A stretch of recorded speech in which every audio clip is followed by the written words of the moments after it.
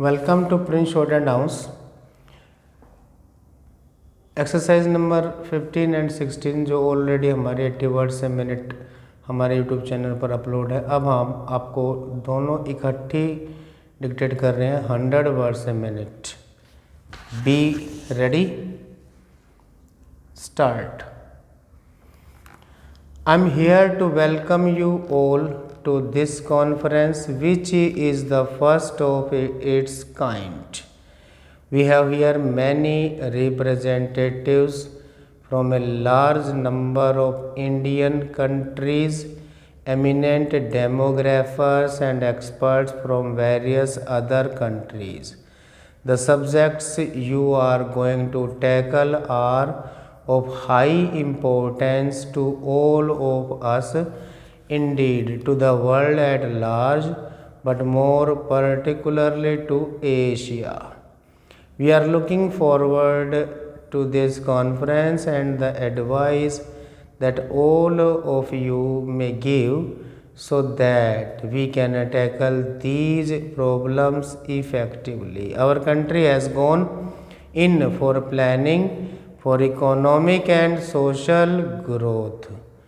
But it is obvious that planning depends on whom you plan for, how many people you plan for. Unless we have a fair idea of the population of a country as it is going to be, it is difficult to plan. Population growth becomes a highly important not only for planning but for the social well-being of the country. We have in India have been trying to tackle this problem as best as we could. I confess that we have not succeeded remarkably, and the growth of population in this big country is rather alarming. It is not merely a question of providing food for a growing population, although that is a primary consideration, but generally it is a question of providing the means for a good life, a healthy life for all the people who live in the country. We have thus to face a kind of race between the rate of economic growth and the rate at which population grows. Obviously, unless there is marked difference between the two, three won't be much economic growth. As population grows, it rather overwhelms the efforts we make towards economic growth. However much we may try, as we do try to increase the pace of economic growth, the fact of population growing even at a reduced pace comes in the way of any marked improvement. I would like to congratulate the ECAFE and the associate organizations who have convened this conference. The ECAFE has recently held a very successful conference here. I think to discuss economic and trade matters. This brought together representatives of various countries in Asia and made them view the problems of this region in an integrated way. I believe very good work has been done, and I congratulate the authorities. Although we are primarily concerned with food production, there are many other things which affect us as population growth goes on. Immediately there is the question of schools, health measures and housing facilities, which have all to be increased very rapidly in order to come anywhere near the level we want. Therefore, apart from these political and economic aspects, it becomes a social problem of great magnitude. It is fairly well known that countries which are underdeveloped and which are relatively poor appear to have more rapid population growth. I believe there is a tendency among the affluent countries also to increase their population. This policy may not affect them very much at present, but ultimately it is also bound to affect them in other ways. Anyhow, this is a problem of world importance because it will create all kinds of social conflicts and ultimately political conflicts and the like. Obviously, this cannot be left to take its own course because that course would bring tremendous difficulties in its trail. We have to tackle it with some foresight and with some efforts at planning. In the main, the countries of Asia are most affected by this, and I suppose that all of them have their experiences and their suggestion to make. I imagine that Japan has succeeded most in dealing with this problem. We will be glad to have the advice of Japanese experts who have come here on how we should deal with our problem, and other countries will also profit by it. Possibly this conference is the first effort on behalf of the associated organizations of the United Nations on behalf of the ECAFE to deal with social problems in this way. They have been dealing with economic problems and they brought to bear on them the combined experience and wisdom of the countries associated with them. Now, the importance of social problem is being felt more and more. A new advance in this direction is being made by ECAFE. I think this is to be welcomed, but economic and social problems are so ultimately connected that you cannot separate them. Therefore, I welcome particularly this conference, which will deal mainly with population growth and also other problems connected with it.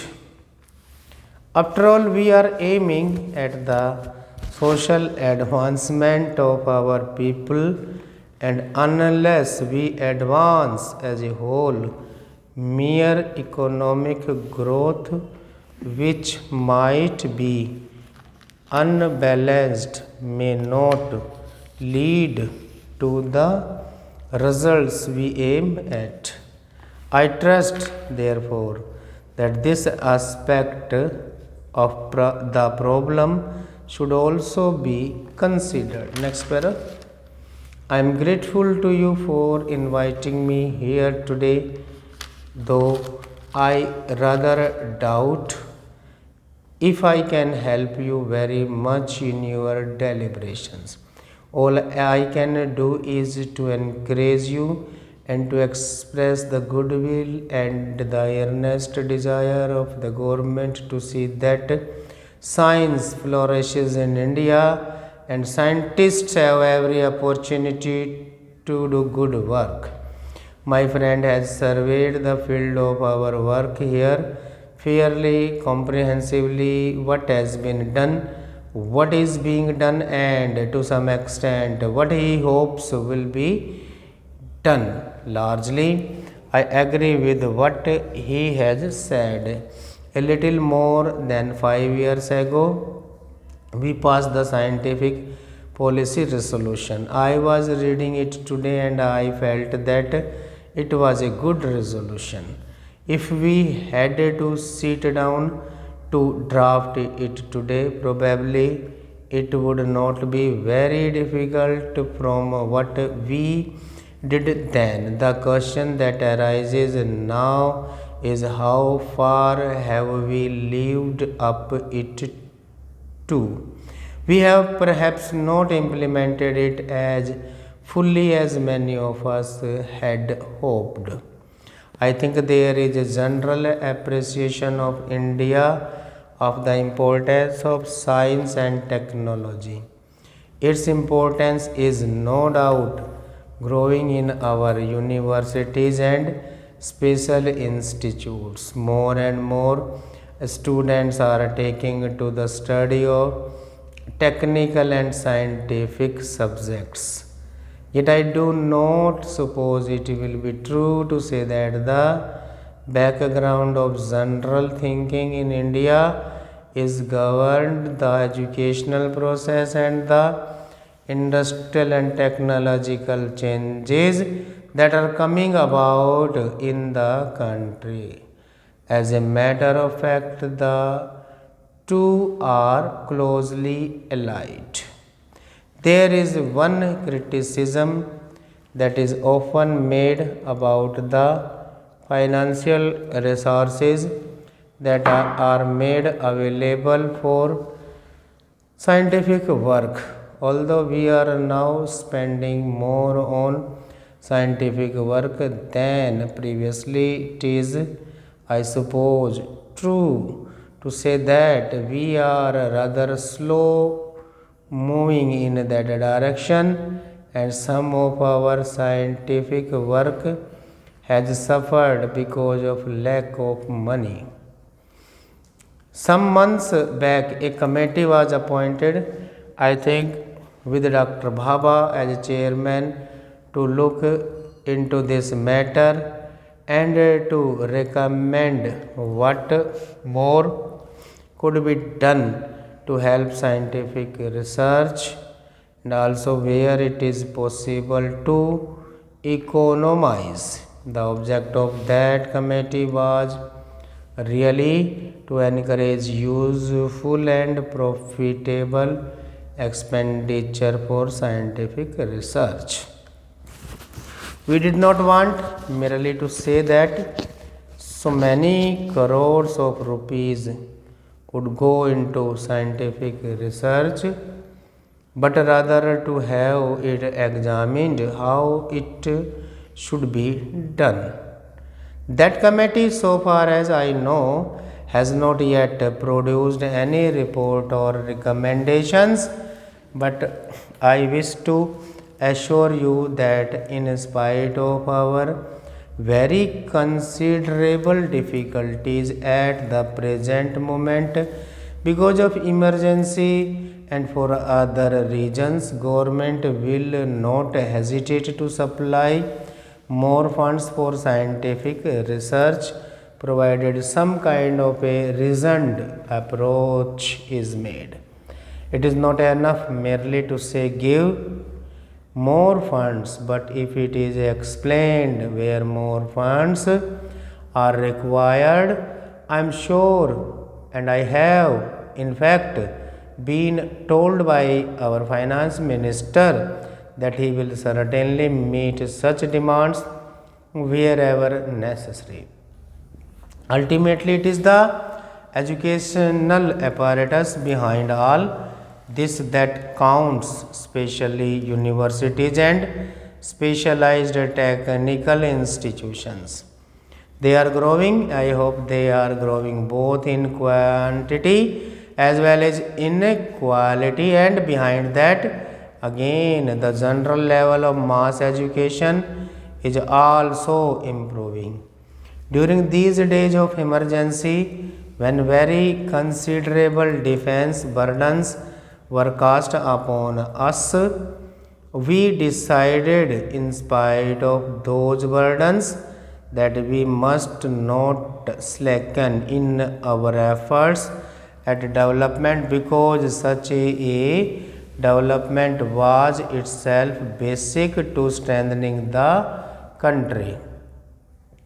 Any attempt to cut down on that would ultimately weaken the country. In fact, scheme of development, I attach the greatest importance to education.